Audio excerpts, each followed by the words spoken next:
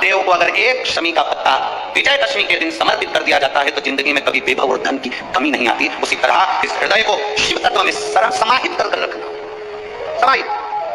शिव कथा कह रही है महाराज। वर्तनपुर ने एक शमी पत्र से जीवन का एक आनंद बताया। आप भी प्रयास करो, विजयदशमी के दिन एक शमी पत्र बाबा देवादिदेव महादेव को समर्पित करो। भगवान शंकर को शमी पत्र, बेलपत्र सुख देने वाले। शरदीय नवरात्र पूर्ण होने पर जो विजयदशमी आए, उस दशमी के दिन जो एक शमी का पत्र भूलवश भी महादेव को समर्पित कर दे, उसकी जिंदगी में कभी संपदा की कमी ना आए। एक शमी का पत्र, एक शमी का पत्ता 14 करोड़ सोने की मुद्रा से प्रबल हो जाता है। एक शमी का पत्र। आज भी कई जगह पर विजयदशमी के दिन, कई स्थानों पर विजयदशमी के दिन शमी के पत्ते का लेन देन होता है। शमी का क्या होता है कि नहीं होता हमको स्मरण नहीं है, महाराष्ट्र में तो और कई जगह होता है। यहाँ पर शमी का जो पत्र होता है, विजयदशमी के दिन लोग देखकर उसको प्रणाम करते हैं, माता पिता को नमन करते हैं। क्यों? आप अपने बच्चे और आपसे पूछेंगे, आपकी औलाद आपसे पूछेगी, आपके आने वाली पीढ़ी आपसे पूछेगी, माँ ये कौन सा नाटक बना कर रखा है तुम लोगों ने? शमी का पत्ता ले, शमी का पत्ता ले, मिलने जाओ, शमी का पत्ता क्यों लिया दिया जाता है? बच्चे पूछेंगे। आज की पीढ़ी बहुत प्रश्न करती है, उसको उत्तर देना पड़ेगा कि एक पत्ते में 14 करोड़ स्वर्ण मुद्रा का फल होता है। एक शमी के पत्र में आज के बच्चे जो प्रश्न करेंगे उसका उत्तर देने के लिए तुम्हें तैयार रहना पड़ेगा। उस उत्तर को तुम्हें देना पड़ेगा कि ये शमी का पत्र विजयदशमी पर क्यों लेन देन किया जाता है, शमी का पत्र क्यों शिव के मंदिर में जाता है, शमी के पत्र की मूलता क्या होती है, उसको समझाना। एक शमी पत्र में वो फल है। और केवल यही नहीं, शमी के वृक्ष के नीचे, बेलपत्री के वृक्ष के नीचे अगर फूल से भी बच्चा, बूढ़ा, कोई व्यक्ति एक पार्थिव शिवलिंग का निर्माण कर लेता है, भूलवश भी उस पर जल समर्पित कर देता है, भूलवश भी उसके भाव से पुष्प या शमी पत्र या बेलपत्र भी चढ़ा देता है, तो वो इस संसार में कहीं ना कहीं सुख भोगता ही है, उसके जीवन में दुख नहीं। शरद पूर्णिमा से लेकर कार्तिक की जो पूर्णिमा है, उस बीच में कार्तिक महीने की जब शिवरात्रि आए या प्रदोष व्रत आए, थोड़ा ध्यान देना। ये उन लोगों के लिए है जो 1 रुपये कमाते हैं, सवाया खर्च होता है, घर में जिनकी संपदा जुड़ती नहीं, बीमारियों में पैसा चला जाता हो, या कहीं ना कहीं तकलीफ अपनी जिंदगी में आती है, उसके लिए शिव आराधना कार्तिक महीने की थोड़ा ध्यान से श्रवण। कार्तिक के महीने में भी बड़े प्रयास करना। अगर बहुत कष्ट की जिंदगी चल रही हो तो शिवरात्रि, प्रदोष और जितने सोमवार पड़ रहे हो कार्तिक में, 4-5 जो सोमवार पड़े, उसमें एक बेलपत्र अशोक सुंदरी वाली जगह पर और शमी पत्र देवादिदेव महादेव के ऊपर, ये 2 जगह अवश्य चढ़ाए। एक महीने में जितने सोमवार पड़ जाए और प्रदोष पड़े और मासिक शिवरात्रि पड़े, उसमें अवश्य चढ़ाए। बेलपत्र कहाँ चढ़ाना है? जम के बोलो जरा। अशोक सुंदरी की जगह। और शमी पत्र कहाँ चढ़ाना है? देवादिदेव महादेव के। एक बात चढ़ाकर देखो,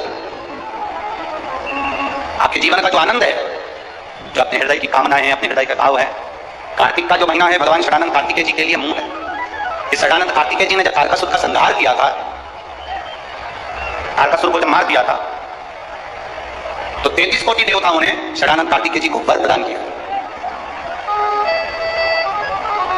कार्तिकेय जी को वर प्राप्त हुआ। लक्ष्मी जी ने और भगवान नारायण ने षडानंद कार्तिकेय जी से कहा, हे स्कंददेव, हे कार्तिकेय, कार्तिक के महीने में जो दीप दान करता है उसके घर में कभी संपदा की कमी नहीं आती है।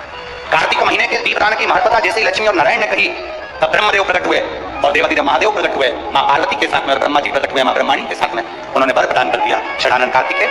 भूलवश भी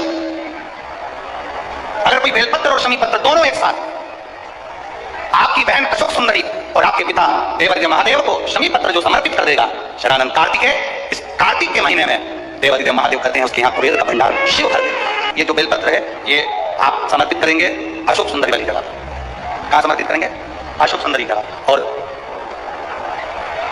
शमी पत्र आप समर्पित करेंगे देवादिदेव महादेव के ऊपर। बस इसमें एक चीज का स्मरण अपने को करना है, जब अपन अशोक सुंदरी की जगह पर बेलपत्र चढ़ाएंगे तो ये डंडी का जो मुख है ये महादेव के जो खाली स्थान है, खाली वाली जगह, उसके ओर होगा। शमी पत्र की जो डंडी का मुख है, इसी की और जिस ओर तुमने बेलपत्र चढ़ाया है उसी ओर शमी पत्र की भी डंडी का मुख उसी ओर होगा।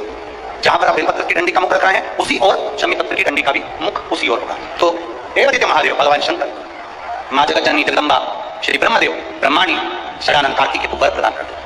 संसार में 2 चीजें 2 लोगों से नहीं पूछी जाती है। पूरे संसार में 2 चीजें 2 लोगों से नहीं पूछी जाती है। एक, स्त्री से उसकी आयु नहीं पूछी जाती है। बोलो सही है कि गलत है? संसार में 2 चीजें 2 लोगों से नहीं पूछी जाती है। एक, स्त्री से उसकी आयु नहीं पूछी जाती है, और दूसरा, पुरुष से उसकी आय नहीं पूछी जाती है। स्त्री से आयु नहीं पूछी, पुरुष से आयु नहीं पूछी। क्यों नहीं पूछना चाहिए? क्योंकि स्त्री से आयु इसलिए नहीं पूछते क्योंकि स्त्री अपने लिए कभी नहीं जीती, स्त्री हमेशा दूसरों के लिए जीती। और पुरुष से उसकी आय नहीं पूछते। क्यों नहीं पूछते? क्योंकि पुरुष अपने लिए नहीं कमाता, हमेशा दूसरों के लिए कमाता है, इसलिए इन दोनों से नहीं पूछा जाता। स्त्री से उसकी आयु। कन्याओं का भोजन कराओ या नवमी के दिन कन्याओं का भोजन कराओ। पर देवी भागवत तो कहती है, देवी भागवत तो वर्णन करती है कि पहले नवरात्रि से लेकर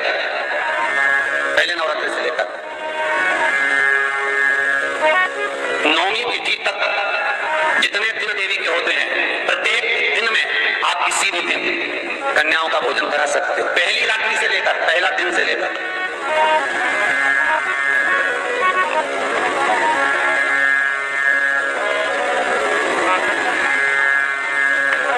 नवरात्रि मालूम है कब से लगती है? आप लोगों को ज्ञात होगा ना, नवरात्रि कब से लगती है? अमावस्या से की एकम से। अरे जितने लोग सुन रहे बोलो तो भाव से, अमावस्या से लगती है, एकम से लगती है। तो सब लोग कहेंगे महाराज पड़वा से लगती है, एकम से। पर देवी भागवत कहती है अगर एकम से लगी तो नवरात्रि पूर्ण कैसे हुई? एकम का दिन लगी तो एकम के दिन की रात्रि, फिर दूज के दिन की रात्रि, तीज के दिन की रात्रि, चतुर्थ दिन की रात्रि, पंचम दिन की रात्रि, छठे दिन की, सातवें दिन की, आठवें दिन की, नवे दिन की रात्रि। पर नवे दिन तो सुबह पूजन करके, यज्ञ करके, अनुष्ठान करके देवी को विसर्जन कर दिया। नवरात्रि की पूर्णता होती है अमावस्या की रात से गिनी जाता है।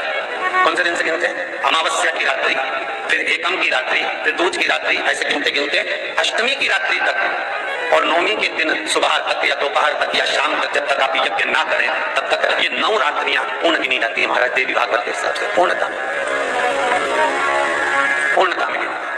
अब हमने कन्या भोजन का जो क्रम बनाया, अष्टमी के दिन करा देंगे, नवमी के दिन करा देंगे, इस तिथि को करा देंगे, पर भाव देखिए शास्त्र कहता है भूखे को भोजन जब कराइए जब उसको भूख लगी हो, और ऐसों को कराइए जिसको जरूरत पड़ रही है। जीव जीवित है, संसार में है, संसार सागर में है। दुनिया के लोग अगर तुमसे कहें कि शंकर भगवान तो बहुत दूर हैं, शिव जी तो बहुत दूर हैं, शंकर भगवान, सबको कह देना भगवान नारायण वैकुंठ में है, ब्रह्मा ब्रह्मलोक में है, केवल मृत्यु लोक का देव है, देव अधिदेव महादेव है। शंकर भगवान से जो हम कहेंगे, शिव से जो हम कहेंगे, शंकर की भक्ति में जो हम कहेंगे, वो शिव हमें स्वीकार, शिव स्वीकार। 2 चीजें घर की करिए, एक भोजन और दूसरा जम के बोलो जरा भजन। दोनों घर में, भोजन भी घर का और भजन भी घर का, दोनों को घर का बनाओ। और जितना हो सकता है भोजन घर का बनाकर जो प्रेम से 2 रोटी, 2.5 रोटी, 1 रोटी, आधी रोटी, चावल दाल जो तुम खा सकते हो वो घर का पाए।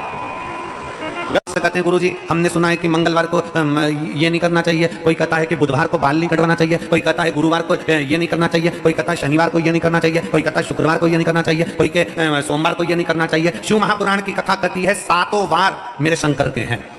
नक्षत्र शिव ने बनाया, काल शिव ने बनाया, पंचांग शिव ने बनाया, समय शिव ने बनाया, घड़ी शिव ने बनाया, इसलिए उसको महाकाल कहते हैं क्योंकि उसने काल बनाया, घड़ी बनाई, पल बनाया, नक्षत्र बनाया, सब कुछ उसने बनाया। रविवार उसका है, सोमवार उसका है, मंगलवार उसका है, बुधवार, गुरुवार, शुक्रवार, शनिवार, ये सब वार उसके हैं। शिव महापुराण की कथा कहती है, कोई कहता है कि हमें रविवार को ये नहीं करना, बुधवार को ये नहीं करना, सोमवार को ये नहीं करना, मंगलवार को ये नहीं करना। शिव महापुराण की कथा कहती है 7 वार तुम्हारी मर्जी पड़े वो करो, पर इतना याद रखो कि 7 दिन तुम्हारा मन पड़े वो करो, पर इतना याद रखो कि 7 दिन किसी के दिल को ठेस न पहुंचे वो कभी ना करो। कथा कहती है माता पार्वती जी ने भी शंकर को 1 लोटा जल चढ़ाया, माता सती ने भी भगवान शंकर को 1 लोटा जल चढ़ाया, भगवान श्री गणेश जी महाराज ने भी भगवान शंकर को जल चढ़ाया, श्री हनुमान जी महाराज ने भी भगवान शंकर को जल चढ़ाया, स्वयं भगवान नारायण ने भी राम अवतार रखकर शिव को जल चढ़ाया, भगवान कृष्ण अवतार लेकर भी शंकर को जल चढ़ाते हैं। शिव महापुराण की कथा कहती है जब नारायण ने भगवान शंकर को जल चढ़ाया, ब्रह्मा जी ने भगवान शंकर को जल चढ़ाया, इंद्र ने भगवान शंकर को जल चढ़ाया, 33 कोटि देवताओं ने भगवान शंकर को जल चढ़ाया, जब सबने जल चढ़ाकर अपनी मन की कामना पूरी कर ली, अपनी मनवांछित फल प्राप्त कर लिया, तो फिर मनुष्य क्यों भटके, वो भी शंकर को जल चढ़ाए और अपनी मनोकामना पूर्ण कर ले।